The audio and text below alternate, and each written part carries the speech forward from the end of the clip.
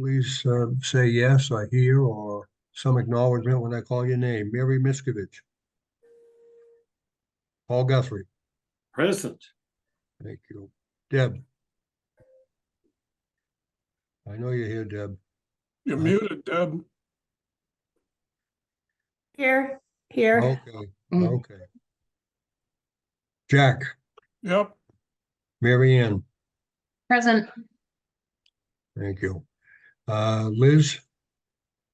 Liz here. I didn't see She her. might not be here tonight. Okay. Okay. That's a couple we're going to be missing. Okay, I'm here. Josh. Yep. Yep. Dan. I didn't see Dan one. I know he's going to dial in, so we should expect him. Amy. I think Amy is going to be late. She notified me. Stephanie. And who else we got? Linda Holt. Linda Holt. Is Linda here? I am here. Okay, there you go. Thank you. Lindsay McConaughey. I am here. Okay, perfect. Got you. Mm. And Krista Silver is going to be absent. He has no power. Not no energy, just no power. That's all. Lots of energy. All right. So based on that, let me read the statement here and we'll get it moving. So the open meeting of the Senior Center Committee is being conducted in person via Zoom. Speakers on this agenda may be participating remotely, and the chair may allow the public to provide comments after the agenda is completed. If a member of the public wishes to speak, please raise your hand in the meeting room, or, well, it's only on your computer tonight since we are not meeting in town hall. And when called upon, please state your name for the meeting minutes. The Senior Center Committee would welcome public comments. And if there is further action that is required by the committee, the clerk will add the matter as appropriate to the forthcoming agenda. Depending upon the comment, the committee may, if they are able, within the confines of the open meeting law, respond with information as opposed to needing to deliberate on the matter. Please note that while an option for remote attendance and participation is being provided as a courtesy to the public, the meeting will not be suspended or terminated if technological problems interrupt the virtual broadcast to individual attendees, unless otherwise required by law. Accordingly, please be aware that other folks may be able to see you, so please take care to not screen share your computer. Anything that you broadcast may be captured by the recording. And that's all I have to say on that issue for tonight. Welcome, everybody. And with no further ado, let me get my agenda. First item is acceptance of the meeting minutes that all the voting members, all the committee members in total have seen a copy. This is the meeting minutes from the March 21st meeting. I did not attend that meeting. So I am going to abstain from voting on this, but has everybody had a chance to look at the meeting minutes? Yes. I know I have not seen anybody come back with comments or edits, so via roll call vote, I would like to, or let's say, Do we have to do a motion first? I was just going to say, let me preface that with saying, yes, we need a motion. Okay, I'll make a motion to accept the minutes from the March 21st meeting. Second. Thank you, Paul. Thank you, Deb. Okay, all right, reading down the line. Mary Miskovich is not here. Paul, Yes. Yes. Deb, Yes, please. Jack, Yes. Mary Ann. Yes. Liz is not here. I am abstaining. Josh, Yes. Dan has not joined by the looks of it. Amy is not in. Stephanie? Is it, Stephanie's a yes? Yes. Bless you. I can't imagine how somebody would sneeze or even potentially have a cold in this beautiful spring weather in New England. The motion carries to accept the minutes of the March 21st Senior Center Committee meeting. So on to what we're really here to discuss tonight, a couple of different things. The second of the things will be an update for wherever there is an update for the various working groups we have on this committee. But before we get to that, one of your select board members, Jeff Swanberg, has put together a presentation, which I think was sent out to everybody on the committee, so you've all seen it. We'd like to give Jeff some time now to present that to us, so he can explain what his findings were, what his calculations were, and any assumptions that may come from his research. Jeff, I see you are on here. I can't physically see you, but I see your name. Are you able, so Stephanie, can we get it so that Jeff can screen share and he can put his presentation up? I hope.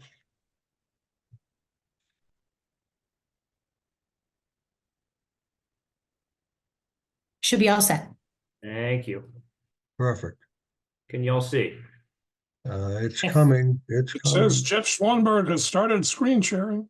All right. Yeah. There There you we go. go. There we go. All Perfect. right. Thank you, Very Jeff. good. Thank you for having me tonight. Dan Shields had become aware of a presentation I gave back a few years ago where I did an analysis, looked at all 351 towns and cities within Massachusetts, and did a bit of statistical work to find the towns and cities that looked most like Maynard demographically. And what I was using this for was really to do comps for a number of things, but in particular budgetary issues. A little earlier this year, I found, and thanks to the work actually of Stephanie Duggan, that we had reached out and had an assessment done by DLS, the Department of Local Services, to basically they had a very similar methodology in terms of finding those peer communities. And so what I've done is I've updated that presentation and presented it to the budget subcommittee just a few weeks ago, about a couple months ago, actually about 1 month ago, if you'll see the date on here. And so Dan and I had taken a look at some of that work, and he thought it would be interesting for you individuals to see, especially as you look at communities that might look demographically like Maynard across a number of metrics. So I wanted to share that. I think most of what this group will be interested in is probably captured right on this slide, and I'll certainly walk through the presentation at a higher level than I will for the budget subcommittee meeting, but I'm happy to go through this with anybody, and always happy to have more eyeballs on my work to see you know what data is trying to tell us and some of the conclusions. But what the DLS did is provide us with a list of communities that look like us, and they use those factors that you can see in the right box there to find towns that were about our population, that had a total budget about the same size as Maynard's, that had about the same property values, and several other factors, per capita income, you know, how much of your budget's coming from commercial, et cetera, et cetera. Population density is one that it's really hard to find a comparable town for Maynard on based on all those other numbers. And the analysis I did actually a few years ago is pretty similar, but this one I like better because no matter what I do, if I check my, cross my T's, dot my I's, I could always be accused of some sort of bias in narrating a story. What I really like about this is DLS does it. It's somebody from completely outside of Maynard, and it's so a fairly objective analysis on what somebody from the state believes is a list of comparable communities to ours. One thing they also did that I did not do is they limited it to towns that had their own school district, which helps for school district comparisons, which is nice. And they also limited it to towns within 60 miles of Maynard. So you're avoiding some of those extreme comparisons to say the west, or maybe a town that for other reasons looks like us, but is on the Cape and has, you know, different needs or politics or financial statuses. And so what that has resulted in is the list of towns that you see right here. A few of them are actually on Millis, Holbrook. The initial analysis I did, these are the communities that have popped out of that DLS analysis right there. And you can see all the stats. You can see the population, the income per capita, you know, things like their tax levy, a whole bunch of other statistics that's useful. This data was pulled using FY 2022 data, and for a lot of the analyses I do are a few years back, just because that's where you have a complete data set to do that. So I think this is mainly what Dan was interested in this group seeing, and I'll certainly push through the budget slides just because I think it's good for this group also to know kind of what the town's finances look like at a high level. But if you were to say want to take a look at, you know, what senior populations or senior services or senior centers look like in other towns, this, in my opinion, would be a good starting list. And I know back when I first ran for the select board, Deb and Peg sat me down with a list of comparable communities that they had done some analysis for. So I know that you've already probably got a head start on some of that work. Let me pause here before I'll step through, like I said, the budget slides at a high clip, but I'll pause here and see if there's any questions from anyone. Yes, Josh. Yeah, thank you, Jeff. Appreciate this. So a couple questions. It's interesting. I did a similar analysis I shared with the finance committee this past summer. And one of the things, there's a few things on this chart that I just personally think are missing. And this is not directed at you in any way, but one would be, it would be good to understand for these communities the number of tax overrides, operating overrides specifically, not debt exclusion, but operating overrides since Prop 2.5 passed.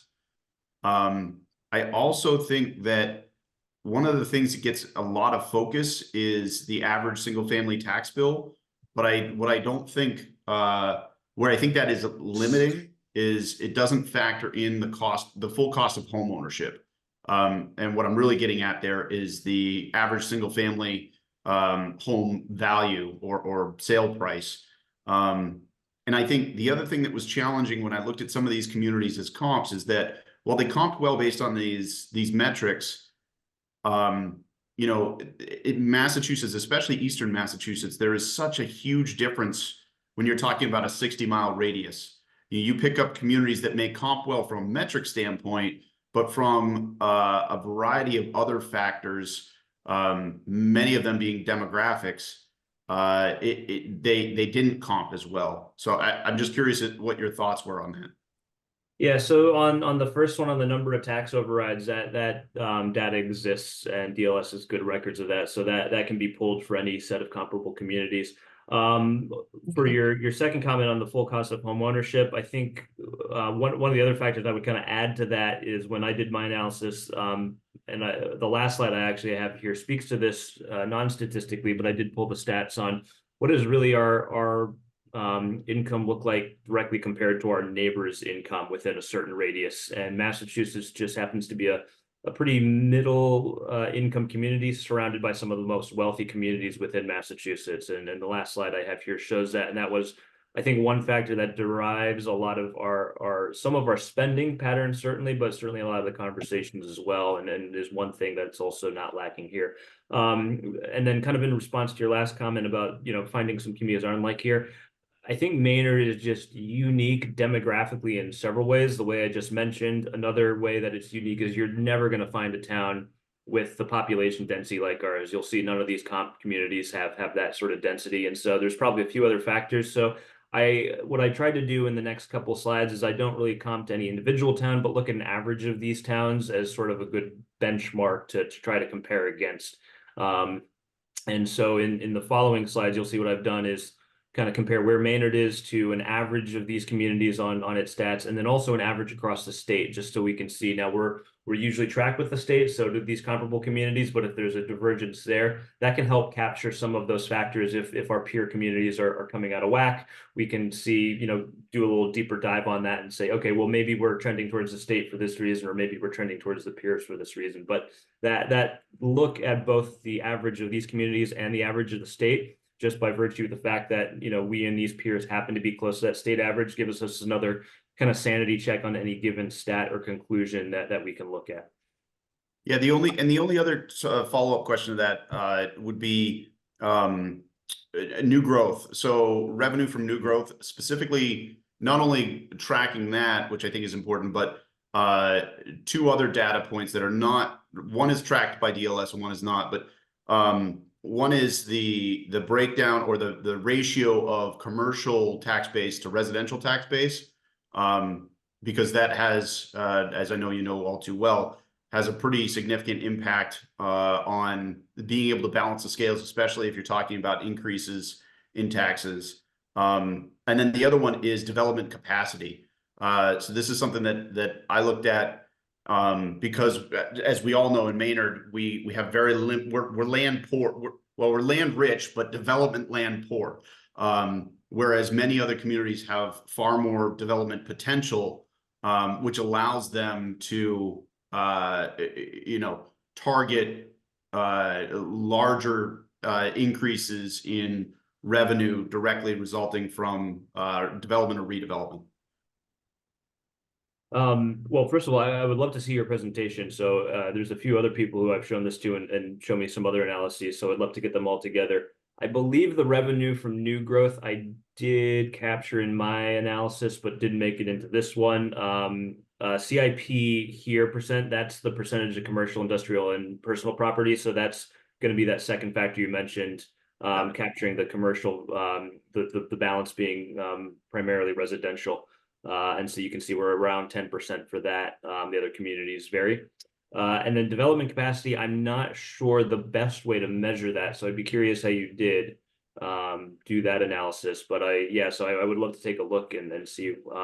At the end of the day, every factor you add, each one you can't quite work in. So I think the top line ones here, population and total budget makes sense. But some of those, if you're doing two factors that trend with each other, then they can sort of drown out some of the other factors. So if total budget and per capita income and population all kind of are a factor of each other, I might not have chosen to do that, but I really do like the objectivity of having somebody from outside of Maynard do this when we start to have these conversations too. So I do place a high premium on that.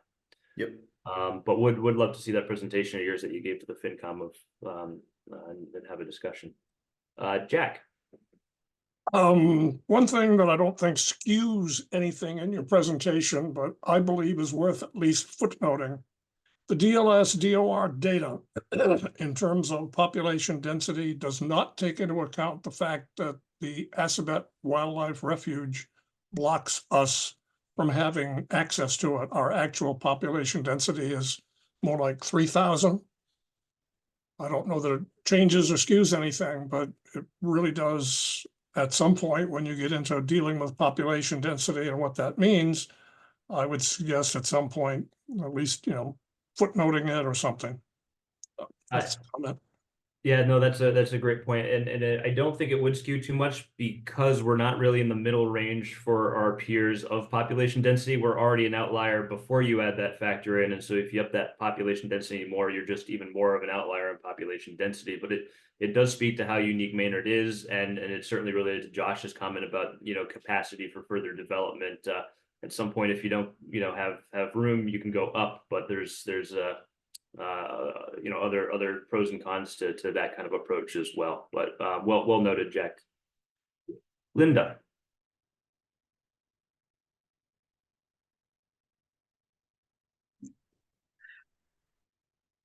This is very, very helpful as we're looking at places to look at sort of comparable senior centers. Very, very helpful, Jeff. So for that, and the thing that stuck out to us as we're looking at it again is that population density and thinking of the options we have facing the committee is the lack of developable land, because on the web and looking at Lunenburg and Tingsboro, nice new senior centers, but it looked like they had, you know, a lot of land with which to put a facility. So I think that's going to be really one of our challenges. So I really thank you for sharing this with us, because it's gives us some comparisons and shows us some of the challenges we have. Yep, I agree that that lack of developable land and you know that can drive or hold back new growth as well, which can be a lifeblood for communities to expand their budgets. And so looking That's for right. We're looking at new growth. Everybody add another bedroom. We're hoping for new growth. All right, so I'll step through again. I think this is the most interesting slide for this group, but is helpful for any group considering a large, you know, capital asset to take a look at the budget and understand some of the drivers. On these slides, each of these 4 bars, different colors. So the dark gray bars represents our immediate neighbors, Concord, Sudbury, Acton, and Stowe, an average of those communities. Maynard is there in the lighter orange. In the light gray, you'll see an average from those communities on the previous slide. And in that darker orange, you'll see an average for the state entirely. And this is our general fund expenditures. And again, you can stop me if you have any questions. Otherwise, I'm going to step through these at a relatively quick clip. One of the biggest deltas here is our neighbors does have much higher education expenses. This is not driven necessarily by high spending per student, but rather they just attract larger numbers of families with students. And so that's what's driving some of their education costs right there. On the next slide, I'm going to pull out the education just to get a better look at the remaining factors right there. You'll see that we in Maynard carry particularly high fixed costs. This is related to the amount that we contribute towards employee benefits for municipal employees. And that fixed cost line covers both the school employees and the town side employees. The schools represent, I think, somewhere around 2/3 of the budget, more or less. You'll also see we're a bit outsized on the debt service line, and that is before the Green Meadow School is accounted for. So that debt service will go up significantly. If we're looking at a new building or new construction, that long-term debt analysis is certainly something I recommend this group does with perhaps the Capital Planning Committee or another group to look at, you know, what the long-term debt trends are when things kind of fall off the books or recede. But that will certainly be a one significant factor. On the next slide, I'm going to remove those fixed costs and the debt service, and I've already removed education and average everything else together to really have what is the town budget. I've kind of called it here. So excluding the education, which has its own data sets, the benefits and the debt service, which are both you know, largely shared between schools and the town side, depending on what the debt service is going for in that particular year. Right now, the bar you saw would have, say, the fire station on it, but certainly the old high school. And then once Green Meadow comes on, that will be the dominant portion of that line. But just on the town side, Maynard is comparable to its peers, a bit lower than its neighbors and a little bit lower than the state average. One potential complication here, this do want to call out some of those costs that aren't captured by an analysis like this that Josh had mentioned. Water is certainly not captured here. We have our own enterprise funds. That's hard to get good statewide data on. A lot of other towns will have enterprise funds. Some will join in as a regional coalition, and it's hard to pull comps for that. But that may appear in some towns in some ways within the DPW budget, which might drive up those lines. So just want to call out that asterisk there. Education expenditures. Now I'm switching here. This is not just the general fund portion of the budget, but it also captures in other revenue. However, most of it is from the general fund, and we're looking at expenditures here. And so this is per pupil spending. We do spend a bit more than our neighbors and the benchmark communities and the state average. And you can see a bit of a history of the trend versus the state average there. So there has been a divergence about 20% higher than the state average for FY 2023. They do get the data in quicker, which is why you see more recent data there. If you want to look at a breakout of the different teaching categories, we see that teachers, administration, and other teaching services, and also insurance. So this is the benefits that we talked about. Those are some of the key drivers in the education line. And then lastly, I just wanted to show this map, which kind of speaks to some of the things we talked about on the first slide. So can you all see my mouse? I mean, you know where Maynard is anyway, but we're right here. So compared to the rest of the state, we're, as I mentioned at the beginning, a fairly average, a little bit higher on that single family home tax bill, but we're next to some of the wealthiest communities in the state and really in the nation right here. And so that does drive some of our conversations when we look at peer communities. I think some of the default can also often be in conversation to look at the towns next to us, but some of the towns may be a bit further afield, can be more appropriate. And so just wanted to drive that home. But I thought this visual, which I found when putting together the slide deck, was particularly striking to me. Jack. You're on mute, Jack. This is a really useful slide because a lot of the conversation in town gets, well, our tax rates are so terrible. So focusing on the actual tax bill, I think, is a very useful way to present this. So that's one comment. Second comment, this is a general fund education budget kind of thing. Is there a way, and I'm not even sure it would be valuable if it was, but is there a way to compare spending on seniors across a representative population of towns? And a secondary question there, which I've already mentioned, is that even a useful thing to do? Yeah, the data I show, the reason I show it is because it's readily available and it's tracked at the statewide level. So there's not going to be that spending on seniors from a municipality perspective across towns.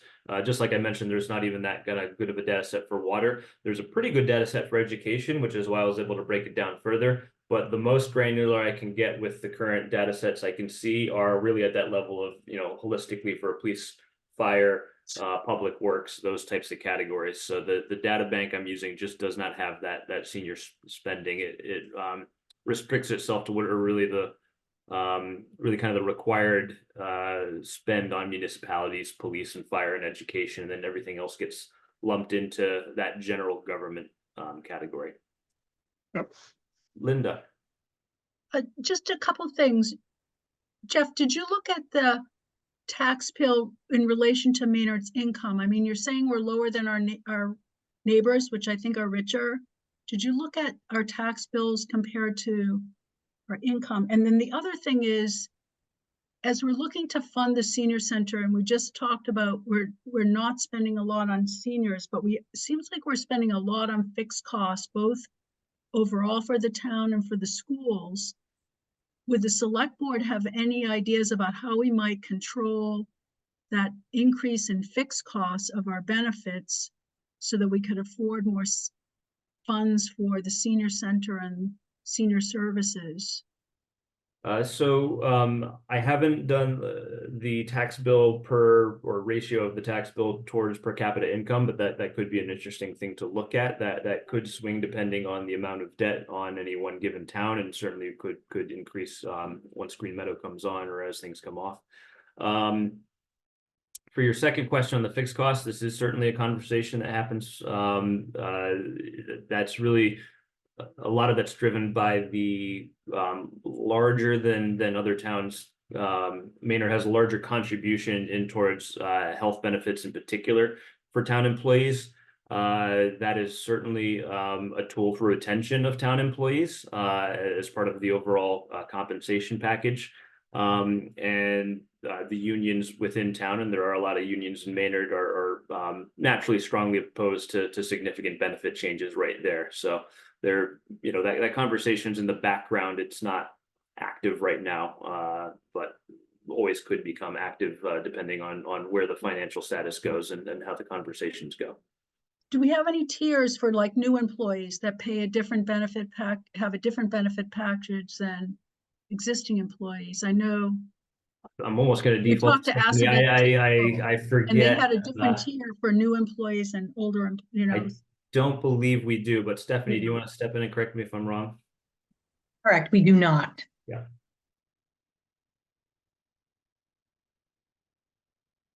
Anything else, Linda? Good, thank you. This is very helpful. Thank you. Glad, Josh. Jeff, thank you very much for the presentation. Awesome work here. I was just going to mention, Jack, I know in Newton, we've been able to get seniors spending per senior through, and Amy might be able to weigh in on this, but we've been able to get spending per senior or by community based on some of the state grants that are issued directly to the communities, because as part of those grants, communities are required to report their per capita for, I don't know if it's over 55 or over 65, but either way, it could give us some data.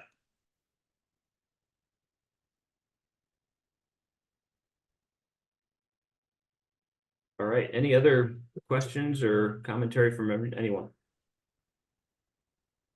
Well, let me just poke, Josh. The second part of the question I really raised was, if you had the data, is it useful? I mean, if it's not useful, is it worth? Well, so here's the thing about data. Having more data is always useful, but it isn't always meaningful. So, and the thing I'll say about data, and this, Jeff is pointing it out, but trying not to get too far into the weeds because he doesn't want to dominate the entire night. But when you look at benchmark and comps, it's the devil's in the details, and it's extremely difficult not only to find comps, but you have to really microanalyze so many different factors. I mean, Jeff mentions, for example, whether a community is MWRA or if they have their own water sewer service. I mean, you're talking about major percentage point shifts, so those bars could completely flip. Your benefits programs, how much, what is your employee split? What do you, like Linda said, in Newton, we have a 70-30 for new employees, but an 80-20 for any employee prior to 2012. So, and then you start getting, like, for senior data, how much of that spending is fundraised, factor those kinds of things in. Are custodial services supplied by the town, or are they done through the senior services department? In one community, it might be one way, and another, it might be another, but the reporting data doesn't break that information out. So you could get a lot of raw data that could be misleading if you don't really have all the finite details. And one of the reasons I was more than happy to show this is the more people who comment on it, like the comments helps me in helping other people interpret that as we show it further. So having a broader population look at that can bring up some of the factors that we talked tonight.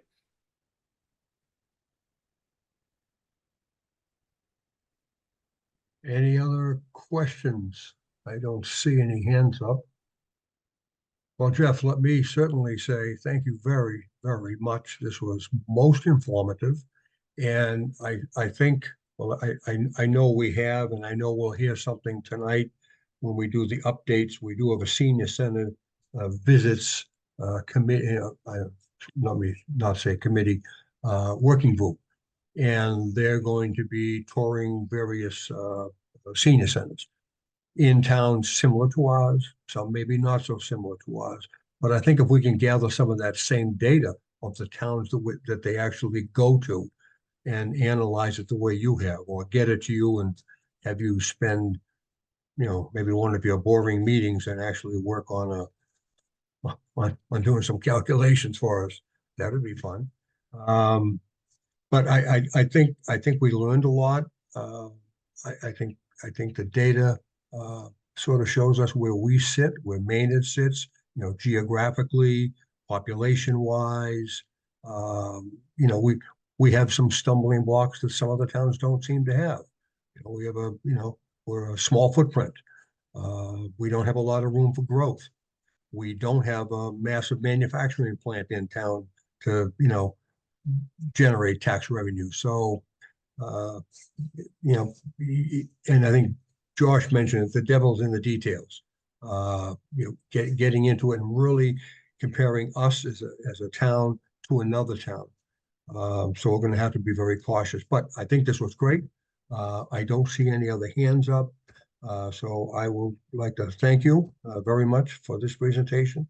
It was excellent and perfect timing to get this done. Certainly.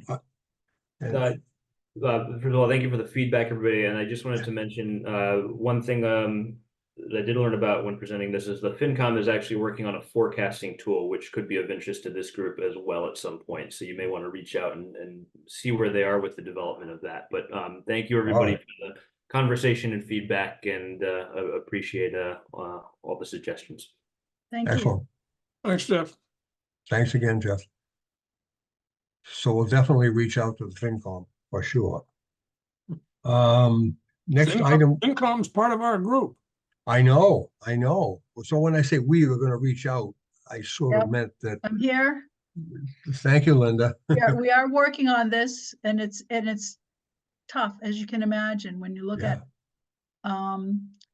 those constraints that we were talking about in terms of new growth, tax revenues, inflation, very, very tough. So we're looking at looking for ideas for everything as we try to model the future, but including the senior center in the future. So Perfect. So as you folks move along with that process that you're doing, and we as a senior center committee and the working group moves along, maybe we can move some of this along together, and I think it should work out well.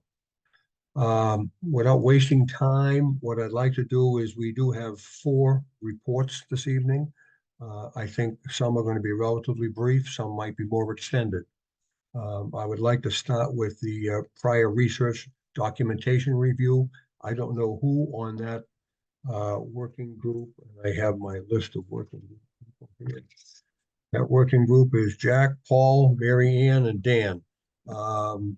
Does anybody have an update that they would like to make or have a need to make? I can make a comment. Can you all hear me? Yes. We basically finished the work. As of the prior meeting, we got approval to publish. So the only real news is that we published. If you want to take the time to go to the Senior Center committee page, in the upper left corner, there is a little line called resources, and you click that and you go to a background page that is available to the public. And below the first section that has agenda and minutes, there is another section below it that has the 52 documents. Right now, they're just all listed. It's kind of a long list. I'm trying to work with Greg Wilson to figure out how we can make a expanding list so that underneath agenda and documents, you only see the 6 or 7 category names. And then when you click on one of those, then it expands and shows you the 4 or 6 or 14 documents and may be part of that group, just to clean it up. It's kind of complicated working with the website system that the town uses to organize the documents, and we didn't have time, Greg Wilson and I, to quite figure that out. And I'm away from home right now, so when I'm back in Maynard, I'll be trying to get with Greg Wilson to sort that out.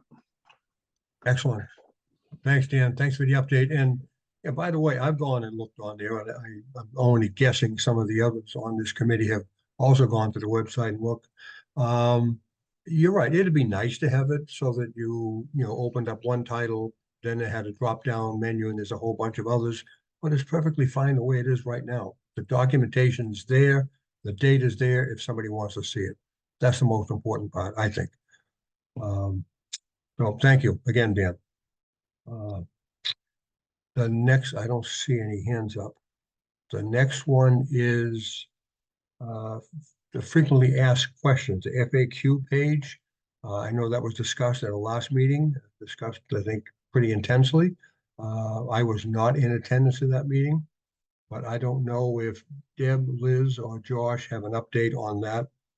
If there's anything, Deb, you might want to update if Yeah. there's anything. Go ahead. Yes, Jerry. just today I sent out another draft to everyone. So we're up to our FAQ page 2 or section 2. And this one has more to do with what the select board expects us to do, operations of the senior center, what is the cost to run the senior center, also who's in charge, and what the what do you call it? What's the other thing? How many things that the COA director is looking for when they look at an interim place? In what logical order does she want things to happen? So these are just 6 items, but they give a lot of information. And when Dan has a minute, if he could just put that on the page and make it number 2.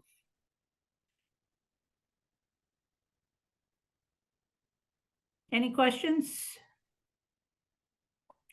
I took a look at it earlier when you did send that quickly before tonight's meeting. I think it looks great. I think it looks great. And that's certainly going to be a page that will be continually updated as different questions come in. And some of the questions will, I think, fall out of visits to other senior centers. I think that's going to stimulate some, wow, well, we didn't think about that. How would we handle that? You know, and you know, and we'll get the question. Doesn't mean we have an answer right away either, as we know. Right. Amy has her hand up, and I'm sure she has all the answers right now. Go for it, Amy. You're on mute. Yeah, thank you. Okay. No, I wanted to clarify too, because Josh mentioned formula grant. So for all of you who may or may not know, the state provides what's called a formula grant to all towns and cities, to their councils on aging across the state. So in addition to the 37,000 for program expenses that the town supplies for programming, the town of Maynard receives a formula grant, and it's based on the 2020 census, which I think was 2691. That's the federal for Maynard, times, I think it is $14 per season per senior. So the formula grant would be about $37,000 for expenses in addition to the $37,000 from the town. So I wanted to clarify that. Josh inserted that. So for the next 10 years until the next census, any increase based on per senior will be based on, I think it's 2691 population. So even though the population of Maynard seniors is greater per the town census, we're locked into the 2691 because that's how many completed the federal census. Any questions about that? I just wanted to insert that.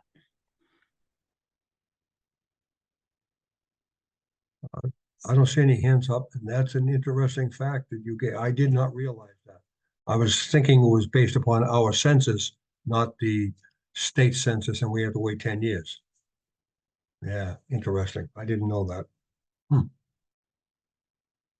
Not happy, but at least we know.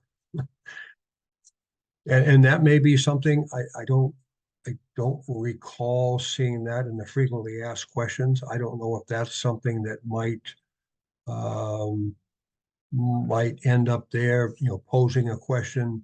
You know, our town census says we have, you know, 3,000 seniors, and the state in 2020 said we had 2,600 seniors.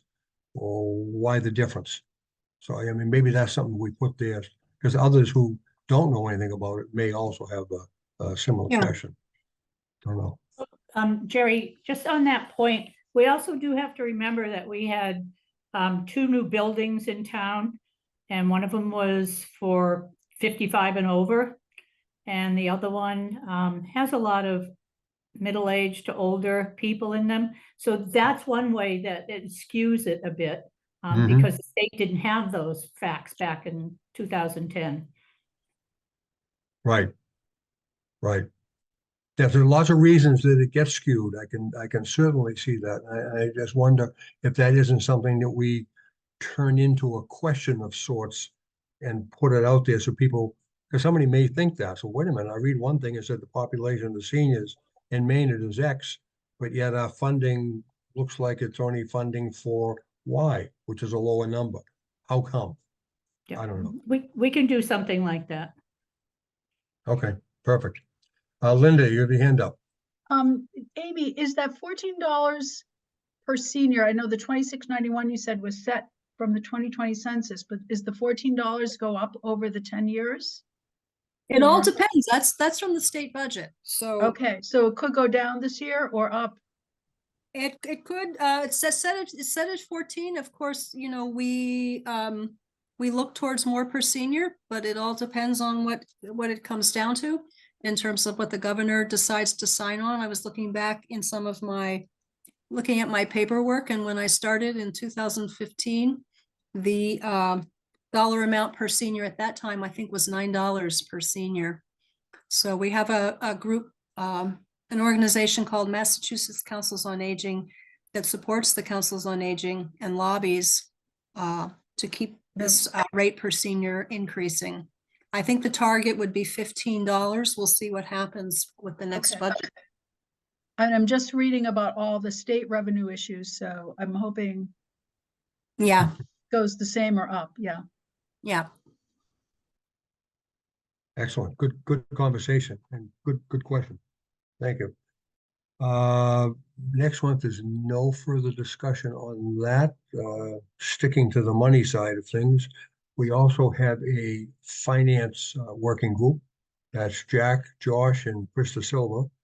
I think I didn't hear from Jack, but I know that Josh has something he was going to present this evening, and we can discuss it. Go for it, Josh. You've got it up there now. Thank you, Jerry. Thank you, everybody. So at our last meeting, I was actually losing my voice. So I started to reference these materials. I put these together, I don't know, 3-4 weeks ago now. So they were part of the conversations that we had at the last meeting, but I really didn't walk through the opportunities and challenges associated with the 5 options that I laid out at that meeting.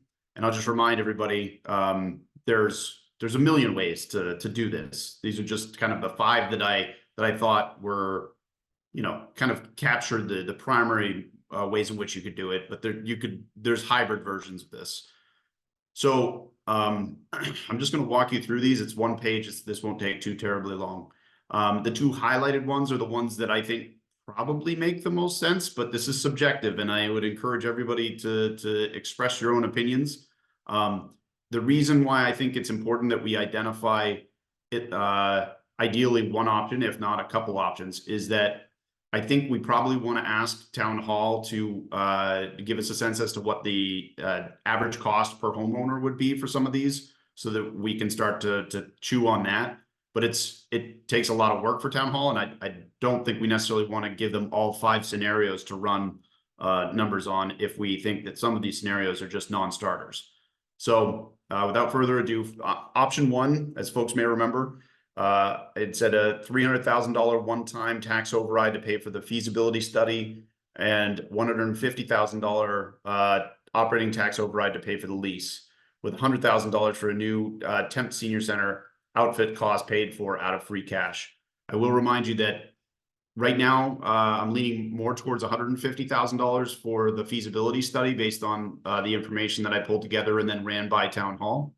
So that number will actually come down, but in that option 1, I felt it had the lower risk of failure to secure funds, has an ideal short-term and long-term outcomes, and a relatively small financial risk with regards to asking for existing town funds. Because just a reminder, I think we probably want to limit how much we're trying to compete with demands on free cash. I don't think we necessarily want to get into a debate as to whether or not the fire truck is more important than outfitting the temporary senior center, for example. Option 2, $150,000 operating tax override to be paid to pay for the lease, $100,000 for a new temp senior center outfit cost paid for by free cash, and secure the $300,000 for the feasibility study from free cash or a bond. So this option has the highest risk of failure to secure funds, in my opinion, because we're asking a great deal of limited town resources. but it does have an ideal short-term and long-term set of outcomes, and a significant financial ask of existing town funds. So, you know, the first bullet and the last bullet are kind of similar, but at the same time, there is some strategy with regard to going to the taxpayers. The less that, you know, on one hand, you could argue that it is less risky if we are relying less on increases in taxes. But at the same time, I guess what we all need to ask ourselves is what gives us a better chance of being financially successful in securing the resources we need? Going to the voters or competing with the departments in town for all of the other needs with the limited resources with free cash? Option 3, a $400,000 one-time tax override to pay for the feasibility study, and new temporary senior center outfit costs would be in that as well, and $150,000 operating tax override to pay for the lease. So I thought this had the lowest risk of failure to secure funds. Obviously, we need the town support, but based on the feedback that we got at town meeting, I think that this past fall, I think that we would be okay here. Ideal short-term and long-term outcomes for this scenario. Does not rely on any existing town funds. So we're not competing with anybody for free cash. Option 4, $150,000 operating tax override to pay for the lease, $100,000 for the new temp senior center outfit costs paid for by free cash, and wait until a date to be determined to seek funds to begin the feasibility design phase for the new permanent senior center. So this has a low risk of failure to secure funds. It has an ideal short-term outcome, but the permanent solution may not materialize in the next decade. So basically that scenario means we're all in on a temporary solution and we're just kicking the can down the road on the permanent. Option 5, $300,000 one-time tax override to pay for the feasibility study and stay in the current senior center for the next 6 to 7 years during design and construction of the new facility. And I say 6 to 7 plus there because it could be significantly longer. You know, aside from trying to secure funds for this project, we also have to find a location. So this one had a moderate risk of failure to secure funds, and the risk increased due to the fact that I felt that many seniors may not support this approach and therefore may not vote to approve the funds. Ideal long-term outcome, and then seniors would need to stay in the insufficient and inappropriate current facility for the next 6 to 7 plus years. So, and then these are the kind of 5 outcomes or 5 scenarios that I looked at. There is also a 6th that I really didn't get into, and I think Linda might appreciate this, which is, you know, the other way to do this, and this could very well take quite a bit of time. The town does have some level of bonding capacity where the principal and interest is paid for out of the town budget. It's not a lot though. And when the town incurs those debts, depending on the length of the bond, you know, when you look at the town over a long period of time, there's an ebb and flow as bonds mature, come off the books, and new bonds are taken on. You could say our strategy is going to be wait until we've paid off enough of that debt to free up the principal and interest capacity in our operating budget to make the payments for whatever we need to do here. The challenge with that is that, again, Maynard has a very small amount of its annual budget that goes towards non-debt excluded debt that is not part of our enterprise funds. And so it could be a very long wait before we free up enough money to pay for the project in this manner. But Linda probably can weigh in on that as well. So basically, just to recap, I would suggest that we try to narrow the field down, and what might be easiest here is to focus on these last 2, because I have a funny feeling these are probably non-starters, but I'd open it up to discussion.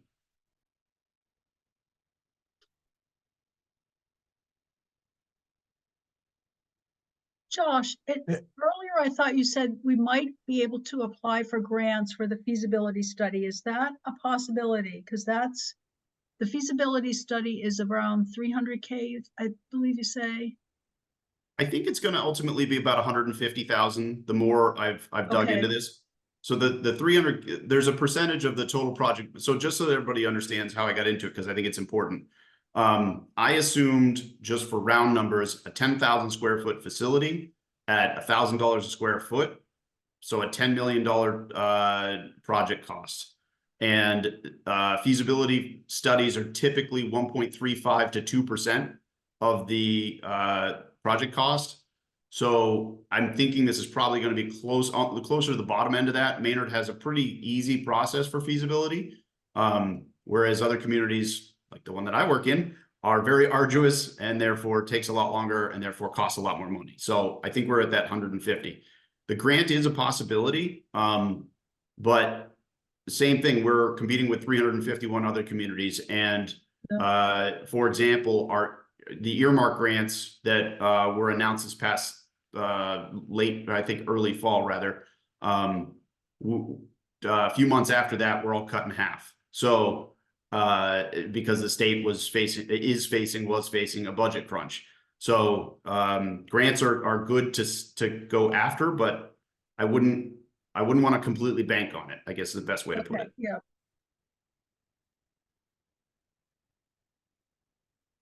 Any other questions? Josh, excellent. I've seen this, I've read it. And I agree with you. I think you're right. I think option 4 and 5, the two lowest contenders.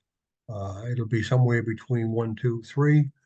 And we as a committee are going to have to try to figure out, what it is we think would be the best, or rank them. Here's number 1, here's number 2. When we make a presentation back to the select board on how we think things maybe could move forward. We'll try to get as much information as we can. I think it's great. And thank you very, very much for certainly taking the time to present this tonight and the time that it has taken you to put this whole package together. Greatly appreciated. Thank you. I have a question that probably applies to all of us, maybe to Linda, maybe to Josh.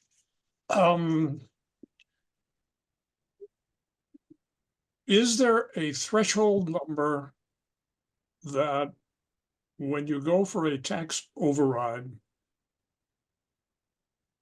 becomes a sort of critical decision point? If I look at option 1 and option 3, 300K one time, 400K one time, and I'm sitting here going, okay, if I only go and ask for 100K override or 150, well, do we bog ourselves down? Well, can we get that out of some kind of operating funds, free cash, whatever?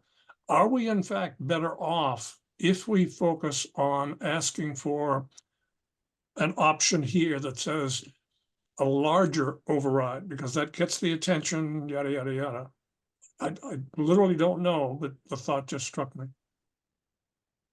So, and Linda, feel free to jump in on this as well. A lot of this is not necessarily financial as much as it is strategy. And my sense is that I wouldn't pump up what you're asking the voters for.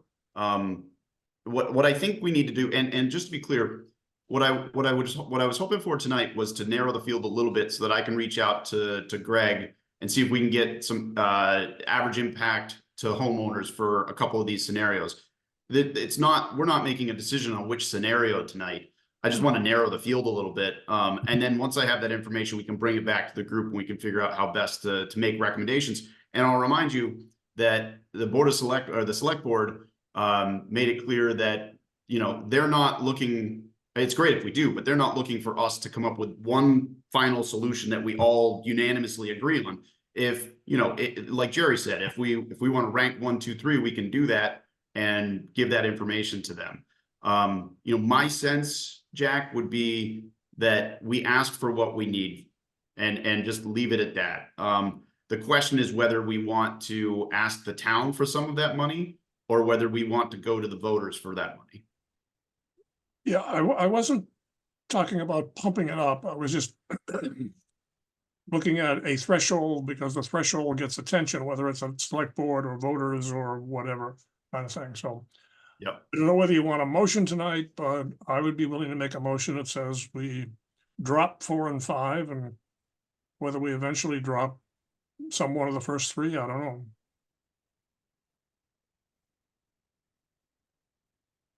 Well, on a straw poll, any discussion? I happen to agree with Jack's recommendation. I think Dan's got his hand up. Up, up, I yeah, have- let's go. I have two Go. questions. From a matter, I think this is a matter of strategy. Oh, you're changing it while I'm about to ask questions about it. Option 3 versus option 1 basically is doing both things. We're trying to get funding to be able to move relatively quickly out of our current situation at the golf course and have funding to start the process on a long-term permanent solution. The only difference is the 100,000. Where is it coming from for outfitting? My impression, and this is where I'm asking you to comment on my impression. My impression is that if we go to the town for 150 or 250, there's not really much difference there.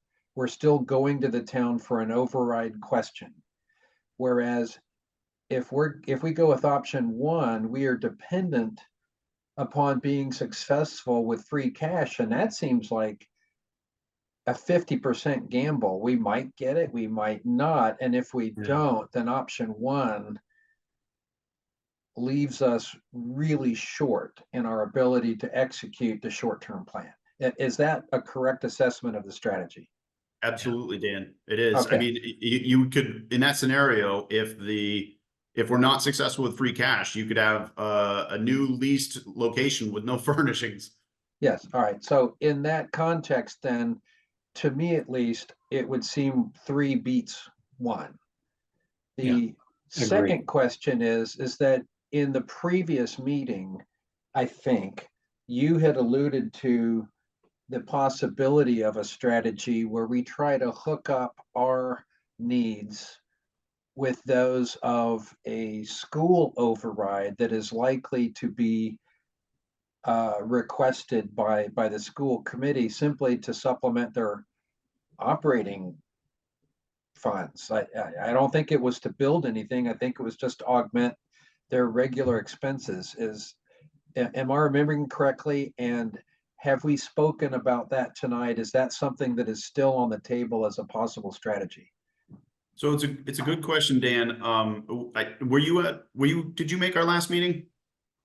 Okay, all right. So I think we talked about it briefly, but so in the working group, we discussed this, and the big picture takeaway, the Reader's Digest version, is that we didn't see a huge, as a group, we didn't see a huge benefit in waiting till a year from now to pursue this.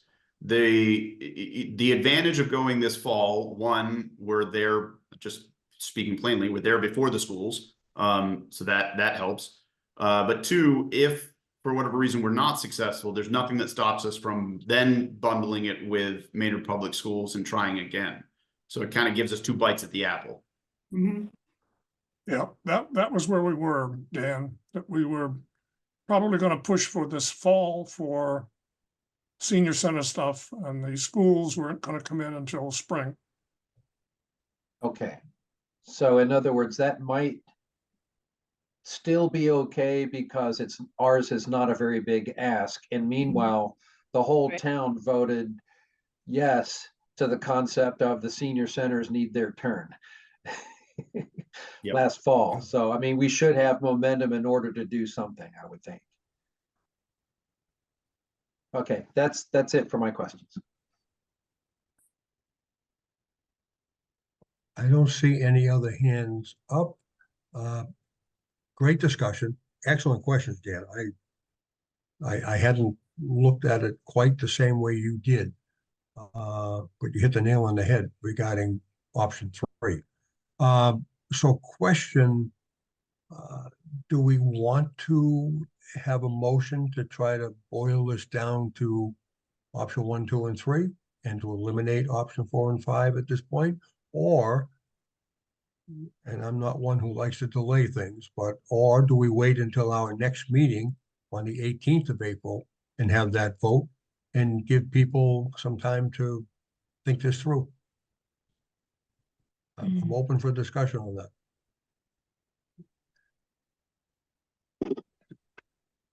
Don't everybody talk at once now. Come on, folks. Yeah, I might, this is just a thought, but I don't know as though we necessarily need a vote tonight. Just really, I just wanted to narrow it down a little bit so I'm not putting too much of a burden on Greg and the team at Town Hall when I ask for the average impact. But the reality is that in these options, there's not much of a difference between the numbers that they would have to run. It gets more complicated below. So, I mean, if we wanted to try to narrow the field, that's great. Unless I might propose it this way, Jerry. You know, is there anybody in the group that really feels strongly that I should ask Greg to run the numbers on options 4 and 5? And if there isn't, I'll just ask about options 1, 2, 3. And again, that's not a decision that we're making. That just gives us more information that we can then chew on. That works for me. I like Yep. it. Linda's I got, have another question then. In context of what we just talked about a couple minutes ago, do we have a consensus amongst ourselves that what is currently labeled option 3 is actually considered the best one based on what we know now? And think it if makes yes, sense. if Yeah. yes, then would there be an advantage in switching them around and calling that option 1 so that it gets a little bit more visibility when you put however many of these options? Yeah. You know, you might even position it as this is our preferred option. We recognize there were other choices to try to get what we want instead of having somebody else grab the steering wheel. Looks like Josh just changed it. Yep. Perfect. No, I have no problem with that, and I like the idea of, Yep. yeah, leave the 5. I have no problem with that. Leave the 5 here. And we'll just ask Town Hall about option 1, 2, and 3. And maybe get rid of 4 and 5. Yep. Definitely. So Well, Linda, so Linda might had her push- hand up. Go ahead, Phil. Oh, I'm sorry. Go ahead. Go ahead, Linda. You had a hand up. My question is on we've got an override for the lease. Josh or Amy, I'd like to say, is there any other costs that we think we need to have above and beyond the lease? I'm thinking of staffing or utilities, anything. Was the 150,000 for operating, sorry, it's 150,000 for the lease. Is that enough to run this center, do you think? Good question. I don't know. That was the number that we were carrying, but Okay.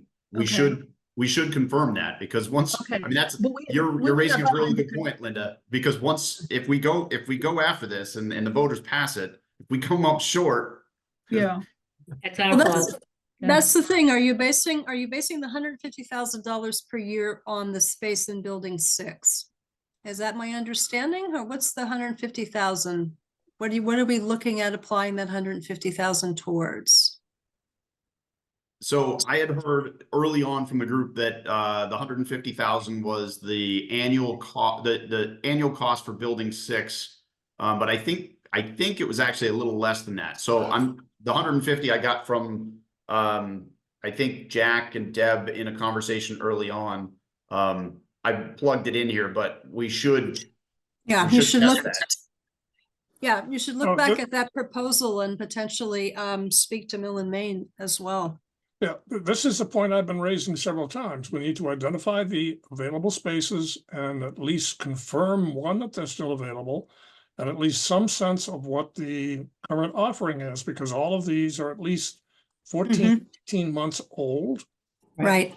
And they The weren't, 150K is actually well above what the building 6 thing was at the time. The first year of that, given the free rent, was going to be like 30,000.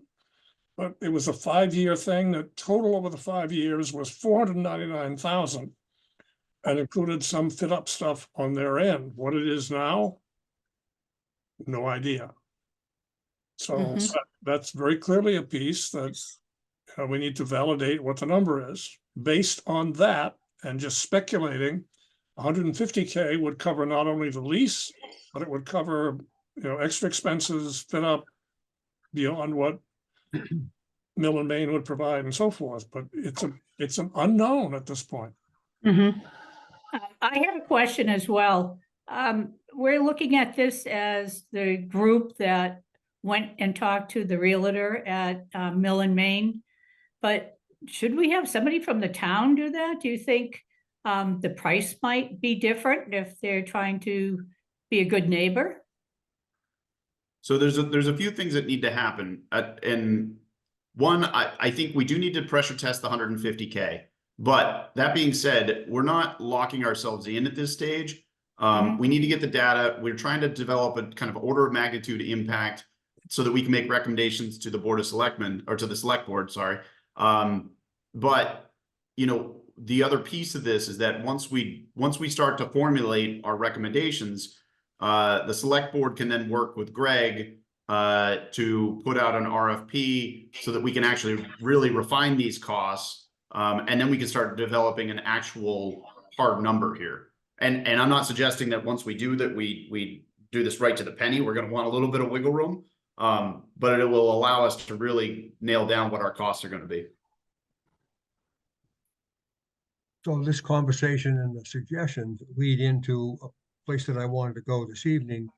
We have several working groups, as we know. We've got the historical documents, frequently asked questions, finance options.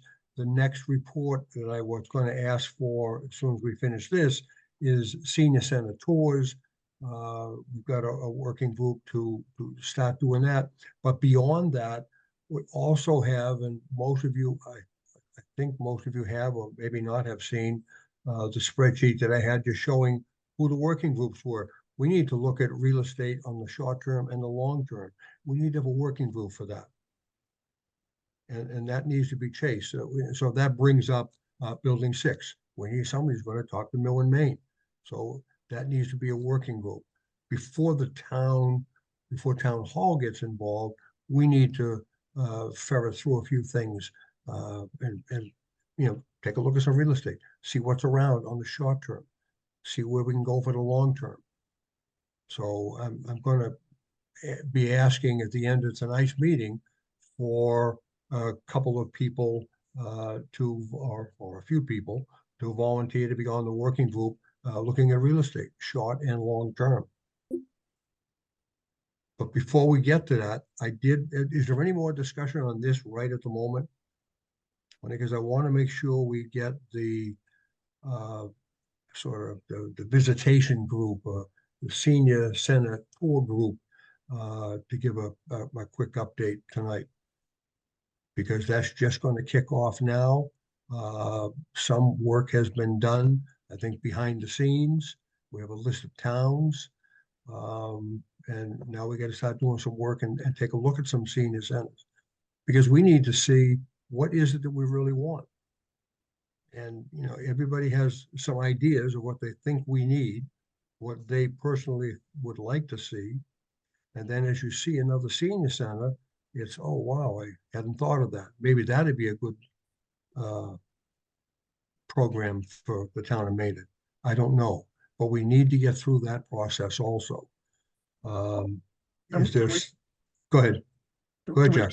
Can we just finish this one and say, Yep. let's go 1, 2, 3 and have an engagement with Greg to look at tax, whatever words you were using there, Josh, though. Taxpayer impact or whatever phrase you were using. Yeah, I see Dan's hand up. He also made, I think he was pushing towards a motion. So, but I'm good either way. I have a question. There is an unresolved question as to whether the 150,000 operating override is sufficient. And that should be answered. It doesn't need to be answered in this meeting, but I think it needs to be answered before any document leaves the committee and goes to the town for consideration. I looked at the Building 6 and 8 real quickly while you all were talking, and they had, I think, the same square foot costs. But there was something I didn't have time to understand, and one of them, the spreadsheet on building 8, which was from 2021's quote, seemed to have some sort of a balloon in years 4 and 5 where the amount of square footage went up dramatically, and I don't know why. I don't know what the assumptions were. But what I would suggest is that whatever this number is that is currently stated as 150, since we're just going to the town for the money, and I don't think there's going to be much difference going to the town for 150 for the lease versus going to the town for 180 or 200. I think we ought to maybe take what we think it's going to be and multiply it up by 20% to cover some costs for additional salaries. Because as we have more space, we may have more programs, we may need more people. And the other part of this is, is there a chicken or egg thing? Jerry brought up the idea of we need to go look at real estate, but do we have to go do this part right now in order to get on the town warrant as soon as possible?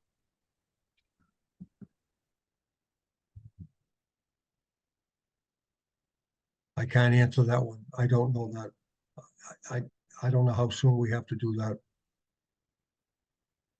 So I think one of the things that's going to be challenging, just thinking out loud, is I think it's going to be very difficult, or it may be very difficult for us to go to secure the support of the select board, secure the support of the finance committee, secure the support of the town without having put out a request for proposal to truly understand what the cost of the lease is going to be.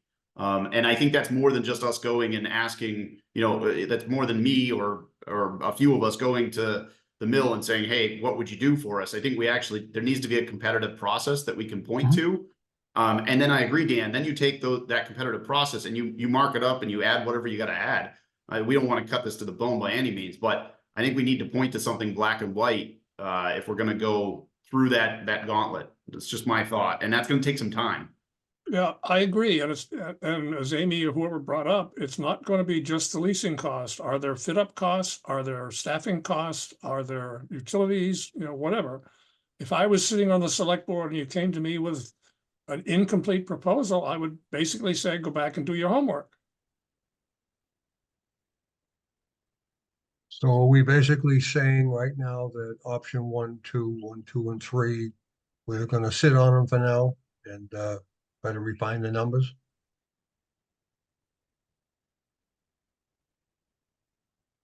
Well, so just to be clear, the committee can't issue an RFP. We're going to have to get the town to issue the RFP.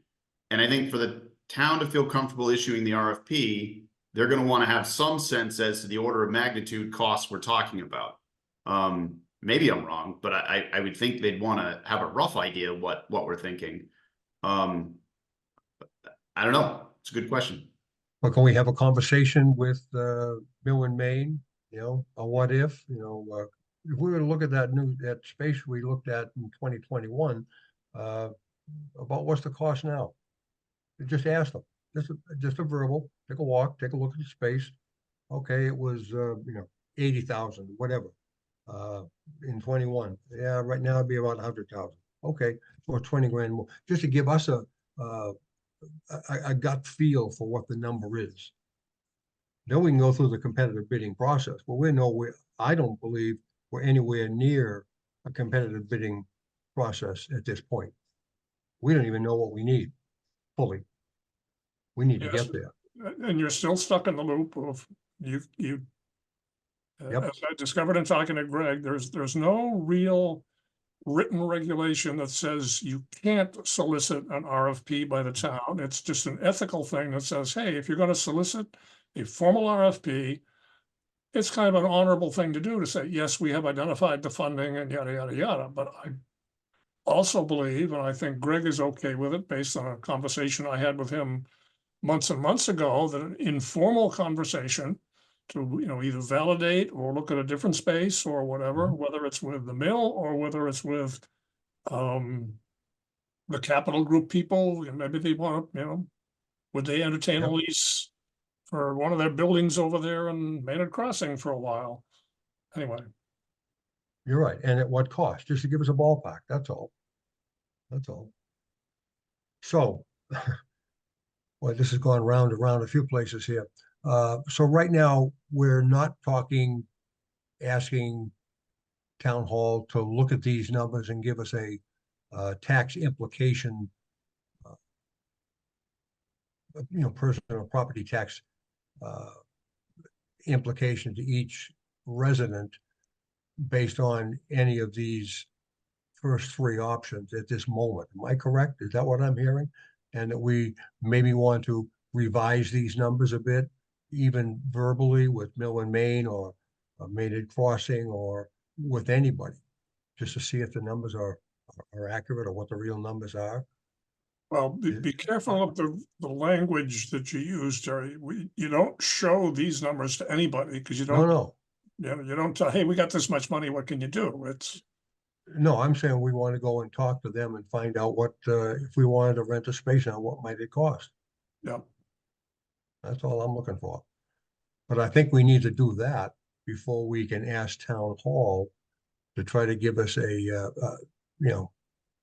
implication on taxes to each homeowner.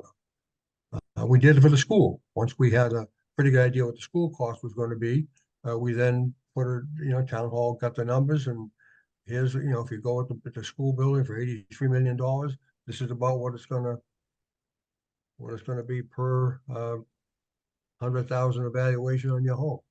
We need to do the same thing, but I don't think we're there yet.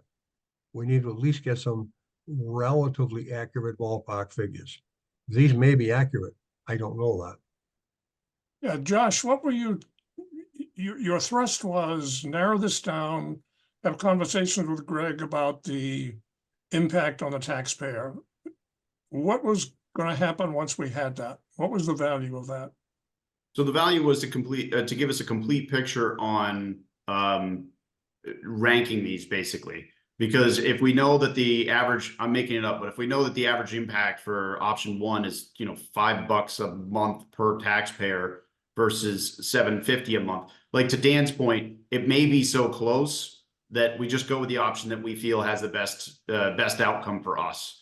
And I think that's what you're going to find, is that these are all very minimal impact options. But I think there's a couple other things that we should consider, though.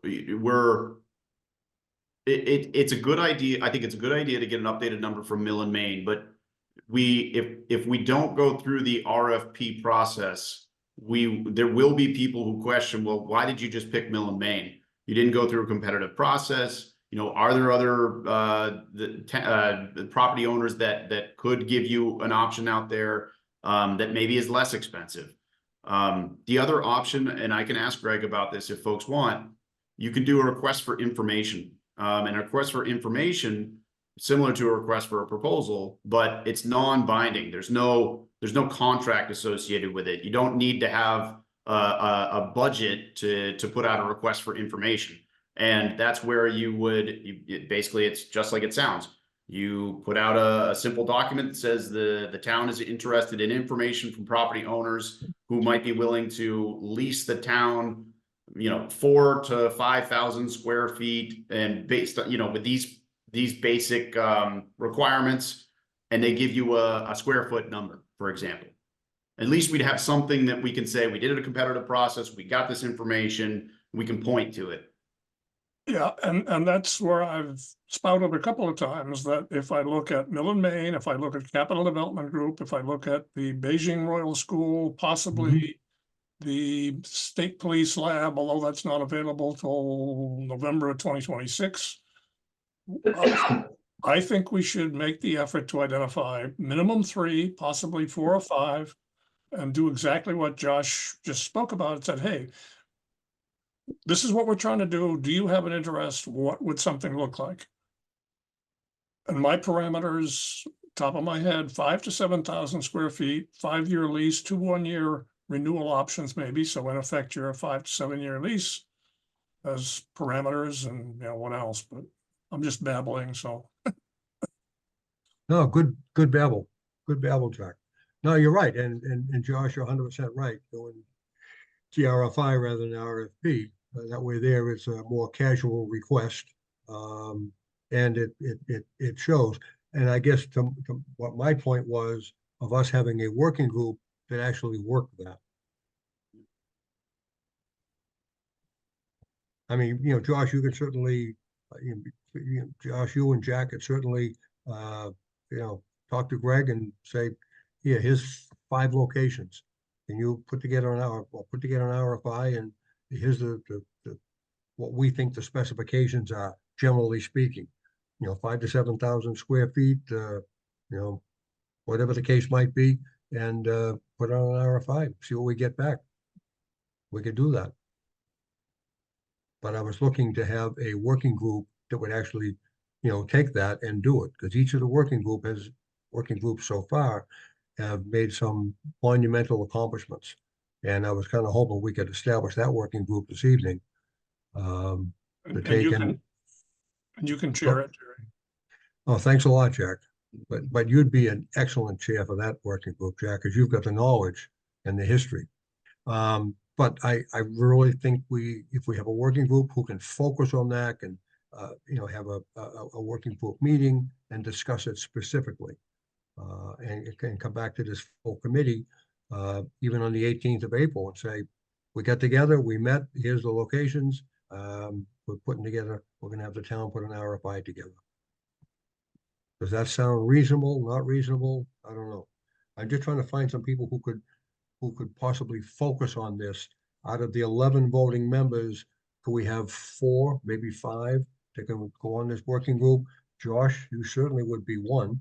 Jack, you certainly would be one. Not that I'm volunteering you. I would be very happy to be one. So there's 3 voting members right there. Linda has her hand up. Let's hear if Linda has any. Yeah, I was gonna suggest, Jerry, that I sit in as a liaison to the Economic Development Committee. And they have a few realtors there who I think are really tuned into what's available in town. You might want to reach out to the chair, Armand Deerbakian, and see if he could suggest one of his committee who might be very helpful. But there's a couple of active realtors who know sites and might know like what the price parameters are in Maynard. Okay.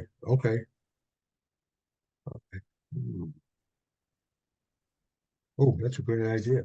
I like that. They're very attuned into what's coming and going and what the prices are, so. Yes. Yeah.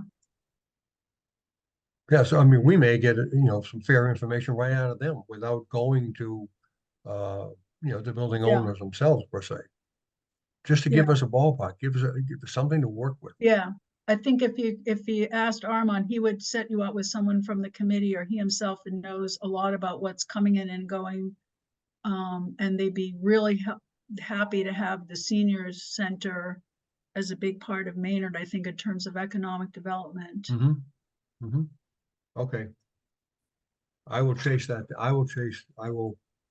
As a member of the new subcommittee that I think we're going to develop tonight, I would be very happy to take that on as a task. Yeah, Armand's the guy. He knows the development people at Capital Development Group and the Mill on a personal level because he has other contacts, and the Royal Beijing School people actually live in town, so they can be reached through NEMSR. Plus any others we come up with. All right, so we're going to leave this list of 5 options for tonight, I think. Just leave it. And I think, could we agree that we could have a working group that looks at certainly short-term and long-term real estate, but at the moment, the short-term, and work with Armand and see who we can find and what information we can get. And on the 18th, come back to this full committee and give an update on what we have found so far. Sure. I don't see anybody objecting to it. Perfect. Next item on the agenda, without having this meeting already going too long, Senior Center visits coordination was on the agenda.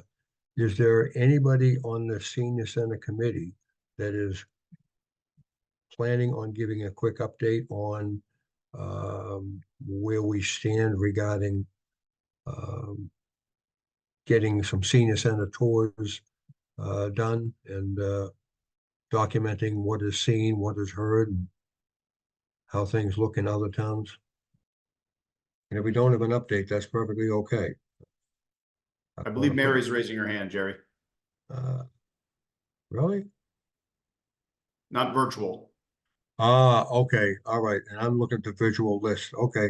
Mary, go for it. Oh, Mary, you're muted.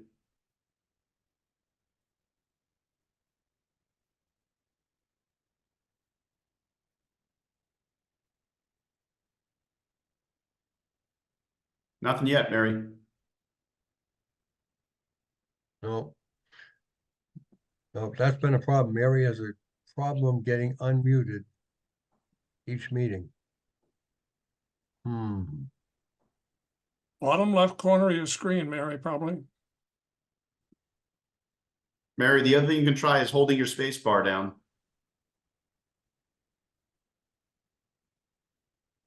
Nothing yet, no.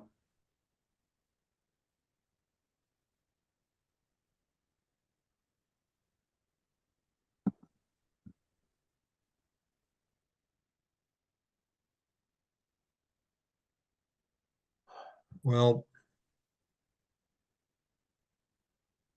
so I think Mary is having technical difficulties. And this has been a problem she has had in the past, so we'll work to getting that resolved.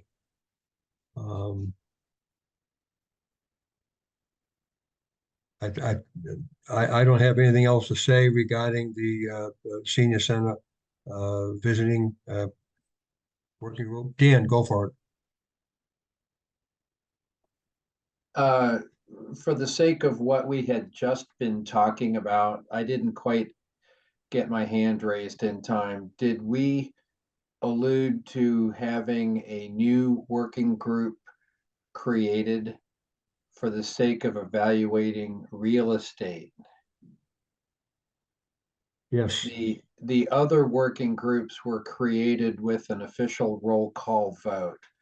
Should we do that here? Yeah, I suppose we should. And what was it? We are going to establish a working group to review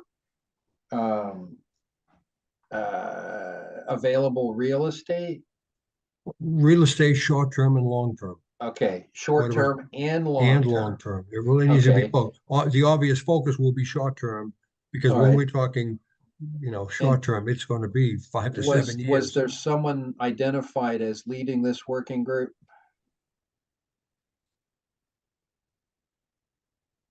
I heard Jack say somebody, but I don't know that I agree with his suggestion, but Jerry, just a question for long-term. Are you talking about site search for the permanent Yeah. location as well? Yeah. Gotcha. Okay, Yeah. just want to make sure we're clear. To have a motion, we need to have someone identified. I think Jack wanted Jerry to be the person in charge. Does Jerry accept this noble? Gesture. I see Deb has a slight smile. I mean, yeah, I think there's a little smile on your face. Yep. Yes, Okay, I would take it. Yes, I would take that. Yes. then I would, and while we're still working on trying to get Mary has just come online, but while we have backfield in motion, I would like to make a motion that a working group be established for evaluating potential future short-term and long-term senior center sites to be headed by Jerry Colbert. Is there? For a second. Second. Second, Deb. Deb got the second, is that correct? Correct. Okay, All right. Roll call. Oh, Mary's off again. Oh, damn. Mary, go back on. Come back, Mary. Jeez, Mary.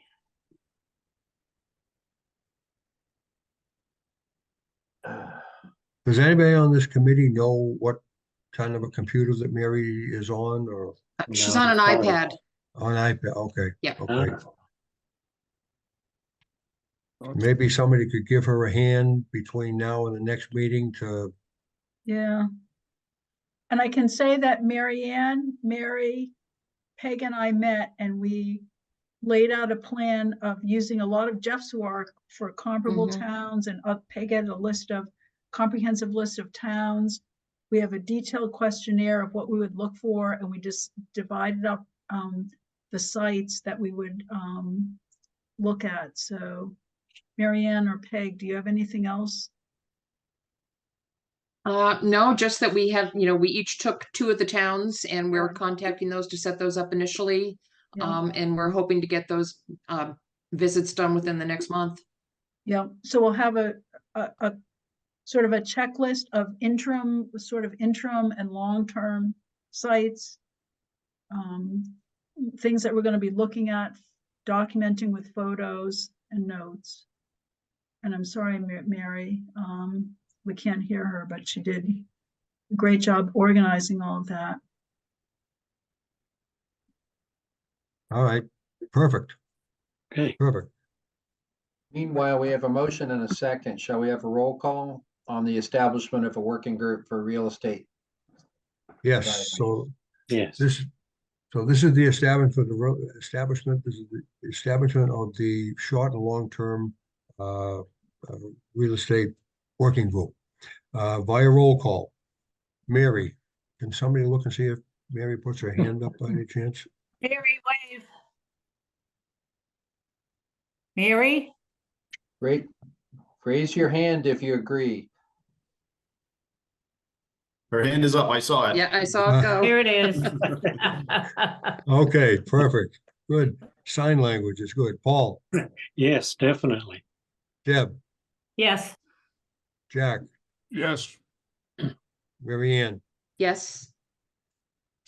Liz is not here. I guess I'm a yes too. I have to think about that. Only kidding. Josh, Yes. Dan, Yes. Amy, Yes. Stephanie, Yes.